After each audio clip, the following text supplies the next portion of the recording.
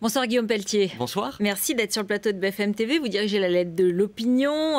Vous êtes un de ces hommes de l'ombre qui est peu connu du grand public, en tout cas pour le moment, même si vous avez été porte-parole de Philippe de Villiers dans une autre vie.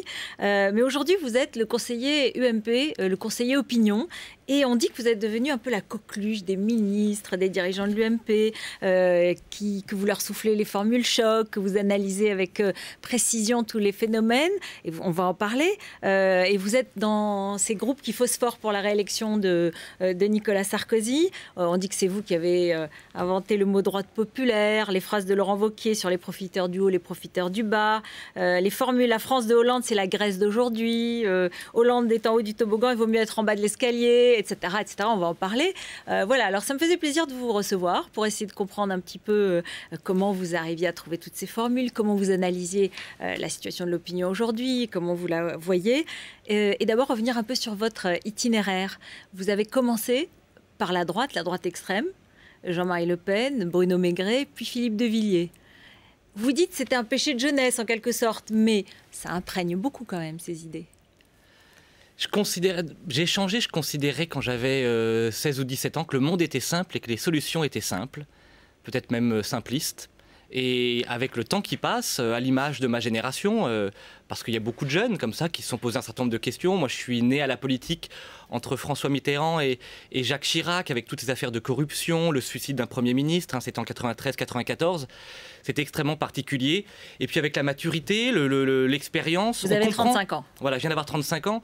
On comprend à l'inverse que le monde est compliqué et que les solutions sont compliquées, et que la stigmatisation n'est jamais une solution, et qu'au contraire, le compromis, le respect, mais aussi un peu d'audace, c'est ça qui fait, à mon avis, le sel de la vie politique, et c'est ça qui m'a plu assez tôt chez Nicolas Sarkozy, dès sa campagne présidentielle. Je l'observais effectivement depuis la campagne de Philippe de Villiers, et dès qu'il a pris ses fonctions de président de la République, j'ai trouvé que c'était un homme courageux qui brisait tous les tabous qu'aucun homme politique n'avait osé briser pendant 30 ans. Alors ça, c'est la campagne de 2007. Mais lorsqu'on arrive en 2012, qu'on a un bilan, qu'on a 5 années derrière soi, est-ce que lorsqu'on entend les thèmes de la sécurité, de l'immigration, qui décapaient quand il arrivait en 2012, qui étaient effectivement, qui brisaient des tabous, est-ce qu'on ne se dit pas 5 ans après, bon, s'il en reparle, c'est déjà vu, il n'a pas réussi ce qu'il voulait, est-ce que ça nous convainc vraiment? Est-ce que dans une période de crise au pluriel, ouais, crise économique, financière, sociale, géopolitique, matières premières, crise du nucléaire, crise du printemps arabe, est-ce que 4 ans et demi ou 5 ans c'est suffisant? Je crois qu'il faut laisser à Nicolas Sarkozy 5 ans de plus pour aller au bout des réformes. On ne résout pas en 4 ou 5 ans 30 ans de problèmes accumulés par la classe politique. Cette classe politique enfermé dans le microcosme parisien, qui n'a pas su, qui n'a pas pu, qui n'a pas voulu voir les problèmes des Français, les problèmes liés à l'immigration, la sécurité. Mais ça n'est qu'une toute petite partie du problème. Nicolas Sarkozy a su, par exemple, réconcilier, on va en parler, je pense, les Français avec l'Europe, faire cette synthèse entre les Français du oui et les Français du non. Rappelons-nous du traité de 2005. Il a su incarner, on le voit dans ses dernières mesures, un président juste. C'est le premier président, lui qu'on accuse d'être le président des riches, à avoir taxé les puissants, taxé les hauts revenus, taxé les entreprises du CAC 40. C'est la première fois qu'un président de la République a le courage. Donc il faut lui laisser du temps. Il faut lui laisser du temps, et encore. Mais si on regarde juste sur ces 4 dernières années, c'est le président qui a le bilan le plus flatteur aux yeux de l'opinion. Qui a interdit la burqa dans l'espace public? Qui a mis en place les peines planchées sur la justice? Qui a défiscalisé les heures supplémentaires? Qui a rendu l'autonomie aux universités? Qui a créé le service minimum, etc. Vous voyez, je vous sens parti dans un tunnel, comme on dit. Attention, attention. Ce que je comprends, c'est que l'objectif de la campagne, c'est évidemment d'essayer d'éviter le pire de la crise. On va y venir dans un instant sur l'Europe.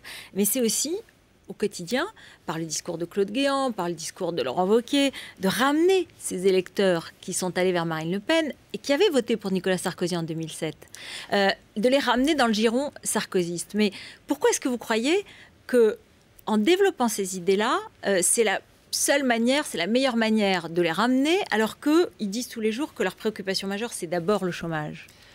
D'abord, je pense que c'est un prisme très parisien que de dire qu'une élection présidentielle, elle se joue à droite, très à droite, au centre ou à gauche. Elle se joue, elle se gagne au peuple. Ça, c'est la phrase de Patrick Buisson.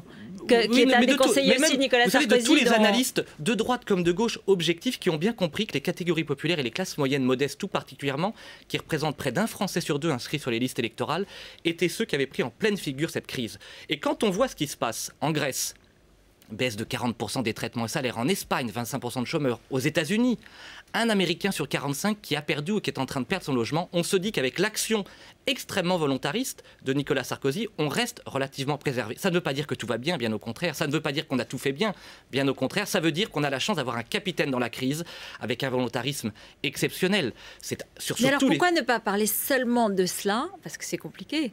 Et est-ce que c'est l'idée d'un président protecteur contre la crise et aussi contre les dangers de l'extérieur au sens large et contre les dangers de l'insécurité, les dangers de l'immigration clandestine et même l'immigration légale, puisque c'était un des projets. Vous savez, il y a un sondage qui est sorti cet après-midi, réalisé par l'IFOP pour Europe 1 et Paris Match. 2 tiers des Français, 66%, en hausse de 3 points, considèrent qu'il y a trop d'étrangers en France. Et quand Claude Guéant annonce dimanche dernier qu'il faut sans doute maintenant limiter l'immigration légale, ça va dans la bonne direction, ça brise un tabou. Pourquoi ? Il n'est évidemment pas question de stigmatiser qui que ce soit. Nous sommes au cœur du pacte républicain. Mais comment peut-on continuer à promettre à des dizaines de milliers d'étrangers qu'on va leur offrir des logements et de l'emploi alors que nous connaissons une crise violente et que des millions d'étrangers et de Français ne sont pas intégrés, qu'on leur offre pas de perspective. C'est ça le sujet, vous voyez, par-delà la droite, par-delà la gauche. C'est donc un discours de vérité. C'est un discours de vérité et très républicain. Écoutons quand même Jean-Pierre Raffarin, l'ancien Premier ministre. Il était à la convention de l'UMP hier soir. Bon, il n'a pas été très touché par ce discours. Hein. Écoutons-le. Bien sûr qu'il faut maîtriser l'immigration. Mais celui immigré qui respecte la règle, il a le droit aussi à notre considération. L'immigré qui respecte la règle, c'est un ami de la République, c'est un ami de la France. Ne mélangeons pas tous les immigrés. Ceux-là, la République les aime et ils aiment la République. J'applaudis à 100%. Moi, c'est mon histoire. Je viens d'un milieu populaire. J'ai vécu 20 ans dans un HLM avec plein de nationalités. Et il n'est pas question, je le disais tout à l'heure, de stigmatiser qui que ce soit. Et Jean-Pierre Raffarin, hier à Lyon, est en phase complète avec ce que pensent les Français, ce que je pense et ce qu'il faut dire. On n'est pas là, je le répète, pour stigmatiser qui que ce soit, mais tant qu'on ne dira pas la vérité aux Français, que l'immigration légale excessive est une folie, est un mensonge, et même une imposture, et un mensonge qu'on fait aux Français de France et aux étrangers de France. Et je crois qu'on doit, et là la gauche, par naïveté, par angélisme ou par tactique politique, on le voit avec le droit de vote des étrangers aujourd'hui, instrumentalise ces questions de manière, pour le coup, assez inacceptable. Quand vous regardez les sondages à cette heure-ci, et vous êtes un spécialiste à la lecture des sondages, on voit qu'au premier tour, Nicolas Sarkozy remonte. Il fait un bond dans toutes les 28% études. 28% en moyenne, voilà. Pas si loin du premier tour de 2007 en fin de compte. C'était TNS Sofres, le Nouvel Obs aujourd'hui, 28%, et François Hollande, 31%. Donc effectivement, il regagne. Et puis dans le sondage L'Express BVA, redressement de 6% de la cote de popularité, mais François Hollande reste celui qui a la meilleure cote d'avenir et globalement au deuxième tour il reste à 60% pour François Hollande. Comment vous pouvez dire à l'UMP, au président Sarkozy, mais vous allez gagner? Qu'est-ce qui... Essayez de nous expliquer les coulisses. Qu'est-ce qui fait que vous... D'abord, une élection présidentielle, c'est avant tout, et d'autres l'ont payé en ne le sachant pas, le premier tour. Et il était extrêmement important. Je rappelle qu'il y a à peine 6 mois, Nicolas Sarkozy était en 2e ou 3e position au premier tour de l'élection présidentielle, distancé à la fois par le candidat du Parti socialiste. Il avait en moyenne 2 points de retard sur Marine Le Pen. Aujourd'hui, c'est 10 points d'avance sur Marine Le Pen et il talonne le candidat socialiste. On a reconquis les électeurs de 2007, tout particulièrement avec l'intervention télévisée d'il y a un mois, suivie par 12 millions de téléspectateurs et qui a marqué l'opinion. 91% des électeurs de 2007 l'ont trouvé convaincant, c'était la première fois. Plus 55% des électeurs de Bayrou, c'est pas inintéressant aussi. Le second tour, c'est un choix.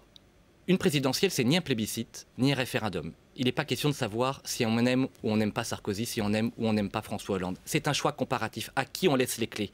Quel est le meilleur capitaine pour conduire la France dans la tempête? Et de manière incontestable, c'est ma conviction profonde, et moi je suis au service de la réélection du président de la République, Nicolas Sarkozy est en mesure de l'emporter parce que sur tous les items de crédibilité comparée, étoffe d'un président, stature d'un chef d'État, capable de représenter la France, capable d'affronter la crise et d'engager des réformes douloureuses et courageuses, alors oui, Nicolas Sarkozy est bien mieux placé que François Hollande. Voilà le conseil. Donc, qu'est-ce que vous lui conseillez pour les mois à venir, pour les semaines à venir? Parce que demain, il va prononcer un discours important sur l'Europe.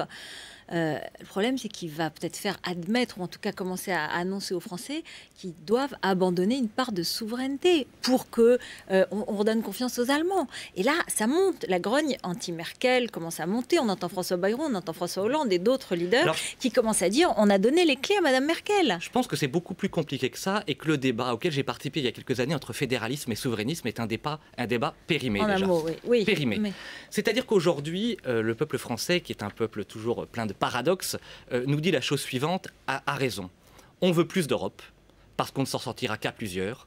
Mais si plus d'Europe, ça veut dire plus de technocratie et moins d'autonomie, alors ça n'est pas le sujet. Alors Nicolas Sarkozy, je pense, demain, on verra, c'est lui qui a la main, évidemment, et tous les ténors de l'UMP, de la majorité présidentielle, nous réfléchissons sur ce sujet. Il va falloir dire aux Français, voilà, plus d'Europe, mais moins d'Europe technocratique. Pas Bruxelles, plus d'Europe politique. Si on prend un peu de hauteur, ce qui s'est passé depuis 2008, c'est très intéressant. C'est deux crises successives. Une crise bancaire, financière, économique très violente dès 2008, que Nicolas Sarkozy Vous voulez nous dire que c'est le retour de la politique depuis le début, depuis 2008. Qu'est-ce que demandait Mais vous savez ce qui avait aujourd'hui... marqué en 1992, moi j'avais 15 ans, et François Mitterrand, le lendemain de la victoire étriquée du oui au traité de Maastricht, avait dit en fin de compte, le monde a changé, il va falloir mettre plus de politique dans l'Europe. Et depuis 20 ans, rien n'avait changé. Nicolas Sarkozy, il a remis du volontarisme. Qui a géré l'affaire de la Libye? C'est Sarkozy et Cameron. C'est le politique au cœur de l'Europe. Qui a géré la dette? C'est Sarkozy et Merkel. Donc demain, c'est le politique il nous dira au cœur de le politique revient en Europe. Un tout petit mot. Qu'est-ce que vous allez trouver comme formule choc pour répondre, par exemple, sur l'accusation des socialistes sur les comptes de campagne? Nicolas Sarkozy qui se déplace régulièrement comme président, mais qui en profiterait, selon eux, pour taper sur le candidat socialiste aux frais du contribuable. Je dis au Parti socialiste, mais soyez enfin à la hauteur des enjeux. Sortez de la cour de récréation. C'est quand même incroyable. Nicolas Sarkozy, depuis 2007, 2 à 3 jours par semaine, est sur le terrain, au milieu des Français. Il est proche des préoccupations de nos compatriotes. On vient lui reprocher. Et puis, s'ils veulent de la polémique, on peut leur en offrir. Que vont-ils faire du budget et des comptes utilisés pendant toute la primaire? On peut parler aussi du sujet. Je crois que l'heure est trop grave. La crise est trop violente, les Français souffrent trop pour qu'on rentre dans ce type de problématique. Il faut prendre de la hauteur et Nicolas Sarkozy a su depuis quelques mois en prendre. Dites-moi, quand on dit voilà, la coqueluche de la droite, un de ses conseillers de l'ombre qui fait tout, qui a l'oreille des ministres et tout, il n'y a pas trop de jalousie, vous n'avez que 35 ans? D'abord, il faut prendre toujours ça avec beaucoup de modestie et d'humilité et savoir que les modes passent, mais que le travail ne passe pas. Et moi, j'essaye de manière déterminée, avec cette modestie, de travailler 7 jours sur 7 au service de Nicolas Sarkozy, avec une mission qui m'a été confiée particulièrement. Vous l'avez rencontré? Pas en tête à tête. Vous savez, il y a des réunions de groupe autour de la majorité parce qu'on n'a pas besoin d'avoir un candidat dans l'arène aujourd'hui. On a besoin d'avoir un président qui tienne les rênes du pays et c'est son cas. Par contre, la majorité est en ordre de bataille. Ce soir, je suis en Seine-Saint-Denis, la semaine prochaine à Lyon. 2 à 3 soirs par semaine, je suis sur le terrain avec les parlementaires, les élus et les militants pour remonter à Paris les idées de la province. Voilà. Merci beaucoup Guillaume Pelletier. Merci. Vous êtes aussi candidat pour plus tard, on en reparlera, à Tours notamment. Merci, restez avec nous dans un instant. Après le journal de Jean-Rémy Baudot, c'est notre face-à-face entre les deux ministres de l'Éducation, Luc Ferry et Claude Allègre. On va évoquer avec eux les propositions de François Bayrou et puis ce que je disais, la grogne un peu anti-Merkel qui monte en France. A tout de suite.